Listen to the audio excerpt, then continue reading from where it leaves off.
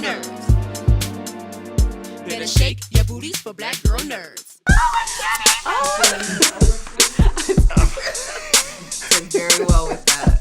Jacqueline with Black Girl Nerds.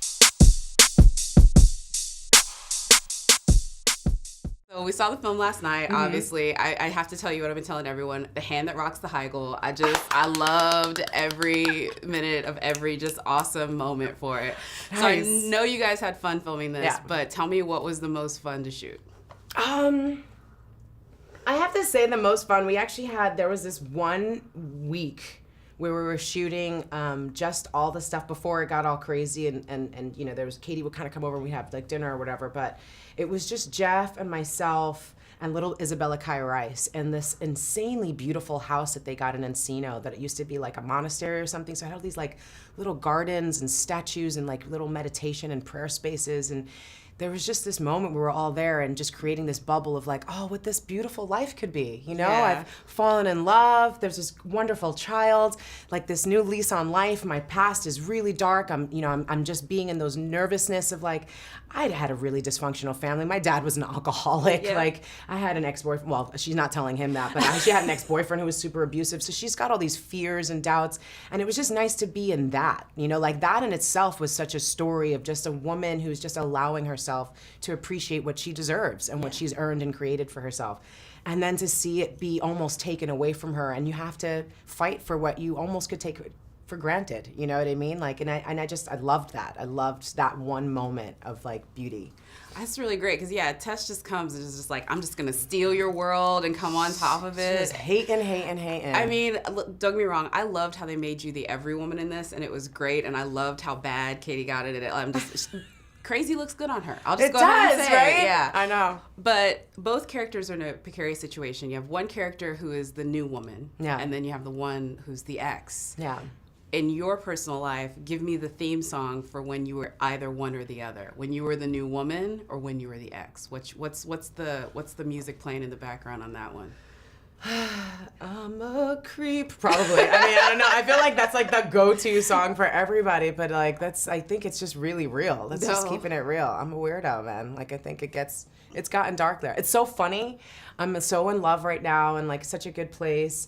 And that song came on recently and I was like, oh God, that's weird that I know every single beat, because I listened to that religiously at a time in my life when I probably could have been more gracious about a breakup. Okay, I have to mention it because you got a little personal. So my guy friend Andre, he goes on Twitter and he's like, Rosario Dawson says she's dating an Andre, and it's not me. Oh! It's the worst moment of his absolute life. But I have to ask you this because speaking of Twitter and things, there's some people that all of a sudden started following you, and there's some rumors. I mean, you're already the Sam Jackson of Marvel, so maybe some other Disney things, Star Wars movie. I literally I want to do a video just like, if I can get someone to do the special effects. Internet will help me out, right? I feel like if I just like Solange this and just be like, hey, Internet, if you want to make a video with me with 2 lightsabers, okay, you know what I'm talking about. I wouldn't be mad about that. I might even repost it. We will all celebrate. I wanted so bad. It was so great. Manifest Destiny. It was so great because, you know, when we were on Iron Fist, the woman who plays Colleen, when Jess Henwick, she was on Star Wars, and she would bring her like Star Wars hat, and everybody would be like, "Hi, Jess, that's really cool." Like it's something about Star Wars. You're gonna do it all. You got the Marvel, you got the DC, you got this. Black girl nerds. Black girl nerds, yeah, definitely, yeah. So I like it. Yeah. I mean, we can talk all about Black girl nerds. Let's keep it real. I mean, let's do it. Basically, if you like anything nerdy and, you know, a woman of color. What does nerdy mean these days? I mean, honestly, I nerd out on musical theater, so you can nerd out on anything. Okay. I mean, because I feel like, honestly, like today, I think the switch has been flipped a little bit. I think the nerds are the new cool kids, and I think that like the typical, when I was growing up, 80s, you know, that like if you look back at 80s movies, like nerds were nerds and the cool guys were like, you know, the football players. But we know now that the nerds are running the world, and the football players, they peaked when they were 16.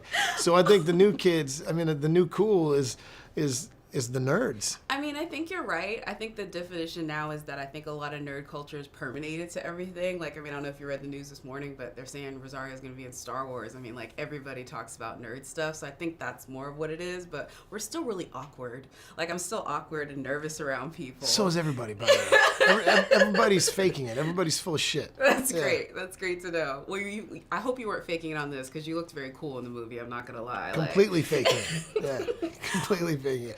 I had mascara on, and that's not a lie. Oh, really? Denise made me wear mascara because she thought my eyes popped. I mean, it's the first time in my life that I've worn mascara on a regular basis. You looked good in the film. I'm not gonna lie. I appreciate it. I'll take it. I believed that those two women were fighting over you. And also, I had to continually tan, or they had to add makeup to me because I looked too white next to Rosario. I mean, if there's a problem, I don't know what to tell you. You need to hit some sun. Yeah, like, she was like, can you get your ass outside? I'm so sorry. I just can't not laugh about that one and be like, white boy, let's do this. It's the truth. I'm like, what the Right. You still looked very good. They did well with the makeup, or whatever they did afterwards. I've been asking everyone this today because I feel like you've been the ex. Everyone's been the ex. Everyone's been the new girl or new guy. Sure. If you had a soundtrack song to sort of like encapsulate when you were the ex, what would your song be? Like, what would you want to play for them on repeat? What's oh God. Just to make somebody feel bad, or like to whatever emotion you want to put to it. Yeah, I would. If it's an ex, I would definitely try to make them feel bad. So I'd do what's Meatloaf's "I'd Do Anything for Love," but I won't do that. Oh wow, that means you probably had some girls put down the gauntlet on you a little bit, right? I mean, what's today? Yes. I think the best part about this movie is kind of what they said is like, you have these two beautiful women fighting over you. So like, it's like a Wednesday, right? Like, have you ever been the guy in that situation between two women where they've been like, we both want what's up on the jet? What's today? No, I don't know. I mean, well, how'd you handle it?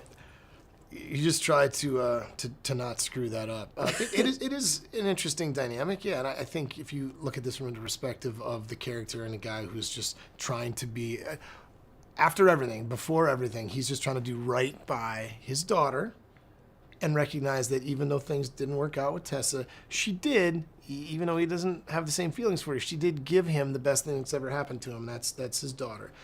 But also try to figure out how to like cultivate a real relationship with a woman he thinks is the woman of his dreams, and that's like I feel bad for that guy. That's a tough spot to be in.